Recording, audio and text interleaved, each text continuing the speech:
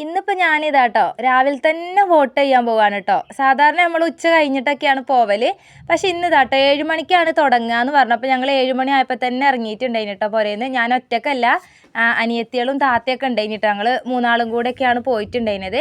അങ്ങനെ ഇതാ വോട്ടൊക്കെ കഴിഞ്ഞ് നേരെ പുരയിലേക്ക് വന്നിട്ടുണ്ട്. അത് കഴിഞ്ഞ് പിന്നെ ഞാൻ നേരെ തറവാട്ടിലേക്കാണ് കേട്ടോ പോയിട്ടുണ്ടായിരുന്നത്. നമുക്ക് ഉച്ചക്കത്തേക്ക് ഫുഡ് എല്ലാവർക്കും അവിടെയാണ് ആക്കുന്നത്.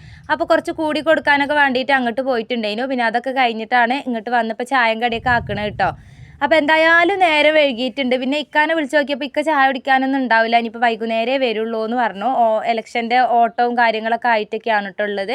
പിന്നെ ഞാനും മക്കളും മാത്രമാണുള്ളത്. അപ്പം ഞാൻ വേഗം ഒരു ഉപ്പുമാവിൽ അങ്ങോട്ട് ഒതുക്കി കേട്ടോ. റവ ഉപ്പുമാവാണ്.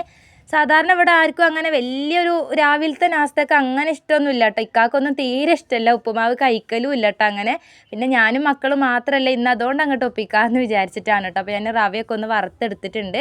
നിച്ചുമോൾ അതിൻ്റെ ഇടയിൽ സപ്പോർട്ട് ഉണ്ടായിന് കേട്ടോ, 2-3 പഴുത്തത്. അപ്പോൾ ഓള് അതൊന്ന് ജ്യൂസ് അടിച്ചെടുക്കുന്നുണ്ട് കേട്ടോ. പാലുണ്ടായിന്, അപ്പോൾ അത് ജ്യൂസ് അടിക്കുന്നുണ്ട് ഓള്. അപ്പോൾ ഞാനിതാ റവയൊക്കെ വറുത്ത് വെച്ചിട്ടുണ്ടായിരുന്നു. പിന്നെ അതിലേക്ക് വേഗം വെളിച്ചെണ്ണയൊക്കെ ഒഴിച്ച് കടുകും കറിവേപ്പിലൊക്കെ ഇട്ട് ഒരു വെല്ലുള്ളീൻ്റെ കഷ്ണമൊക്കെ ഇട്ട് അങ്ങോട്ടൊക്കെ ഒന്ന് വാട്ടിയെടുത്തു.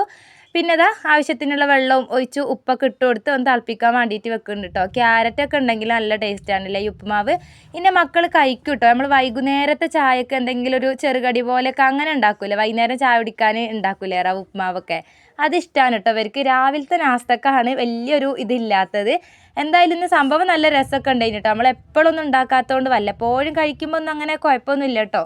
അങ്ങനെ ഉപ്പുമാവ് അവിടെ ആക്കി വെച്ചിട്ടുണ്ട്. ഇവിടെ മക്കൾസ് എല്ലാവരും മുറ്റത്ത് കളിക്കുന്നുണ്ട് കേട്ടോ. അതിൻ്റെ ഇടയിൽ ഇതാ ഞാൻ ഇവർക്കൊക്കെ ചായ കൊടുത്തിട്ടുണ്ടായിരുന്നു. അനിയൻ്റെ മക്കളും ഉണ്ടായിന് കേട്ടോ. അപ്പോൾ അവർക്കും കൊടുത്തു, ഞാനും ചായയൊക്കെ കുടിച്ചിട്ടുണ്ടായിരുന്നു.